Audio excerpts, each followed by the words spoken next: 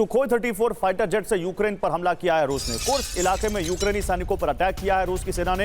Air strike में बख्तरबंद वाहन और टैंक तबाह हो गए। तो सुखोई 34 रूस का एक अत्यंत मारक लड़ाकू विमान जो इस लड़ाई में रूस के लिए एक बहुत बड़ा फाइटर साबित हो रहा है, उससे अटैक किया है कुर्स्क में यूक्रेन की टुकड़ी पर रूस ने। कुर्स्क जो कि रूस का इलाका है जहां यूक्रेन कब्जा करके बैठा है काफी दिनों से और जहां पर लगातार लड़ाई चल रही है, और इसको यूक्रेन ने अपना बहुत बड़ा एडवांटेज बताया था, अपने लिए बहुत बड़ी उपलब्धि बताया था।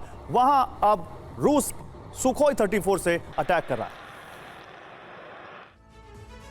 तो देखिए, इस बीच यूक्रेन पर भी रूस के विनाशक हमले की खबर सामने आ रही है। हुआ क्या है आपको बताते हैं डिटेल में। कीव पर रूस ने नॉन स्टॉप बमबारी कर दी है, राजधानी को बनाया निशाना। कीव पर इस्कैंडर मिसाइल से हमला हुआ है। यूक्रेन के पूर्वी दक्षिणी इलाके में यह भीषण हमला अंजाम दिया गया।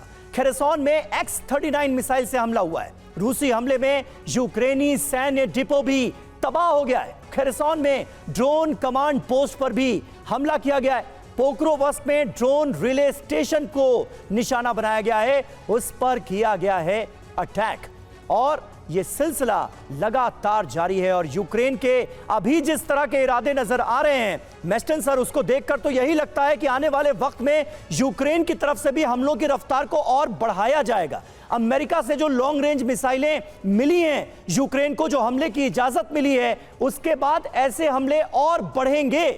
रूस करे तो क्या करे? बिल्कुल, यूक्रेन की तरफ से सारे हमले बढ़ेंगे, और ये इसलिए बढ़ेंगे क्योंकि उनके लिए तो लास्ट मैन लास्ट राउंड वाली अभी लड़ाई है, सर्वाइवल है उनके लिए। वो तो अभी अपने देश के लिए जान देने के लिए तैयार हैं। ये लड़ाई बढ़ती रहेगी, इसलिए मैंने बोला ये जितना भी अभी सब हो रहा है, एस्केलेशन अभी दबा के हो रहा है दोनों तरफ से। फाइनली ये बार्गेनिंग टेबल की जब वो बैठेंगे उसके ऊपर ये चर्चा होगी। क्योंकि देखिए, मेरे को लगता है अभी एंड स्टेट भी मैं शायद डिफाइन कर दूं। आज की तारीख में 20% लैंड यूक्रेन टेरिटरी रशिया के हाथ में है, और कुर्स्क का जो है 1000 स्क्वायर किलोमीटर यूक्रेन के हाथ में है। अब एंड स्टेट जो होगा, ये लड़ाई शुरू क्यों हुई है?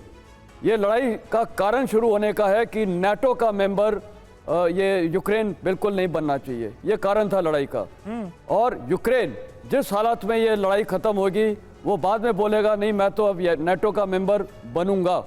इसीलिए क्योंकि अगर ये नाटो का मेंबर होता तो ये लड़ाई इस टाइप का शेप नहीं लेती। तो ये अगर बात हुई है तो मेरे को लगता है कि यूक्रेन का जो ज़ेलेंस्की का एक बड़ा स्ट्रॉन्ग मैसेज ये रहेगा कि मैं नाटो का मेंबर बनूंगा, और अगर आप चाहते हैं कि मैं नाटो का मेंबर नहीं बनूं तो आपको मेरी टेरिटरी शामिल क्रीमिया से खाली करना पड़ेगा। वो बिल्कुल हरगिज़ बर्दाश्त नहीं होगा ज़ेलेंस्की को, पुतिन को। तो इसी पे सारी बातचीत अटकेगी और इसमें ट्रंप का काफी बड़ा हाथ होगा। लेकिन प्रोफेसर भारद्वाज आपकी इस बात में कुछ ऐड करना चाहते हैं, क्या हुआ प्रोफेसर भारद्वाज? आप क्या जनरल मेस्टन की बात से सहमत है, नहीं सहमत है? नहीं, बिल्कुल इन्हीं की बात को आगे बढ़ाता हूं। देखिए, रशिया क्या चाहता है? रशिया आज के दिन स्टेटस को चाहता है। स्टेटस को कैसे चाहता है कि जो क्षेत्र रशिया अपने कब्जे में लेना चाहता था वो ले चुका। डोनबास रीजन पूरा कब्जे में ले चुका। तो यूक्रेन का और यूक्रेन को नाटो मेंबर भी नहीं, हिस्सा 20% हिस्सा कब्जा करके बैठा हुआ है। नहीं, मैं वही कह रहा हूं। और यूक्रेन को नाटो मेंबर भी नहीं बना दे। बाइडेन को क्या डर है और जेलेंस्की को क्या डर है कि अगर ट्रंप आता है तो ट्रंप क्या करेगा? एक पीस टेबल, एक जो पीस कैंप को आगे बढ़ाएगा और सीज फायर कराएगा, और जो स्टेटस को है उसको एंडोर्स करवा देगा। तो ये डर है कि कहीं ऐसा ना हो कि जेलेंस्की और यूक्रेन हमें लॉसिंग उस श्रेणी में रहे। सर, लेकिन ऐसे में अमेरिका की साख पर क्या सवाल खड़ा नहीं होगा? वो अमेरिका जिसने यूक्रेन को आगे करके रूस से जंग में झोंककर यूक्रेन का ये हाल कर दिया, नाटो मेंबर बनने की भी दूर दूर तक ऐसी कोई शक्ल अख्तियार होगी ये नजर भी नहीं आ रहा है। तो हासिल क्या हुआ? और अल्टीमेटली अमेरिका की साख पर क्या सवाल नहीं उठेगा कि अमेरिका ने देखिए हम साथ हैं कहकर यूक्रेन का क्या हश्र कर दिया?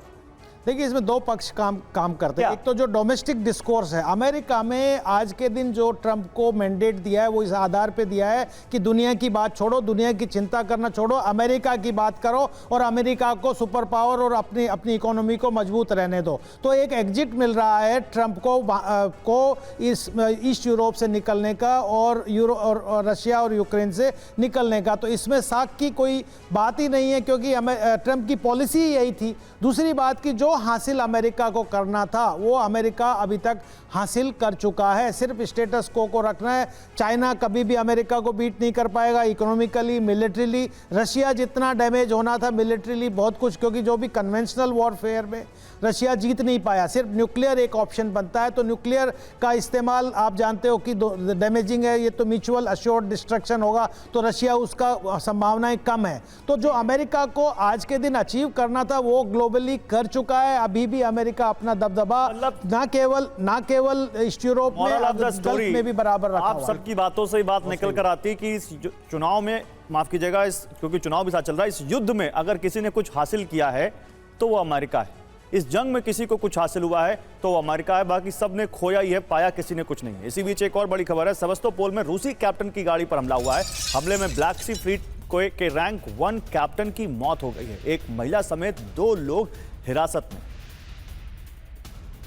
तो देखिए, ब्लैक सी फ्लीट के रैंक 1 कैप्टन की मौत हुई है। एक बड़ी खबर, एक महिला समेत 2 लोग हिरासत में लिए गए। इसी कार में वो ब्लैक सी फ्लीट के रैंक 1 कैप्टन थे। और देखिए कैसे इस गाड़ी को उड़ा दिया यूक्रेन ने। आप इन तस्वीरों में देखिए, सेवास्तोपोल में रूसी कैप्टन की गाड़ी पर हमला हुआ है। क्रीमिया में सेवास्तोपोल, जहां पर रूसी कैप्टन की गाड़ी पर यह अटैक किया गया।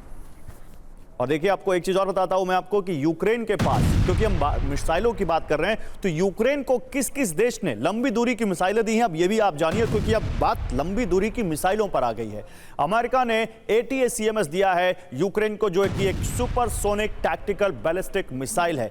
फायरिंग रेंज 300 किलोमीटर है। 214 किलो विस्फोटक से हमले में ये सक्षम है। और आप जानते हैं कि अभी क्रेमलिन ने कहा कि बैलिस्टिक मिसाइल से भी हमला हुआ तो हम उसका जवाब न्यूक्लियर मिसाइल से दे सकते हैं। इसी बीच एक स्टॉर्म शैडो जो ब्रिटेन ने दी है, 550 किलोमीटर की रेंज है, 450 किलो वॉरहेड के साथ हमला कर सकती है। स्कैल्प फ्रांस ने दी है, क्रूज मिसाइल की रेंज 560 किलोमीटर है, 1300 किलो विस्फोटक ले जाने में सक्षम है।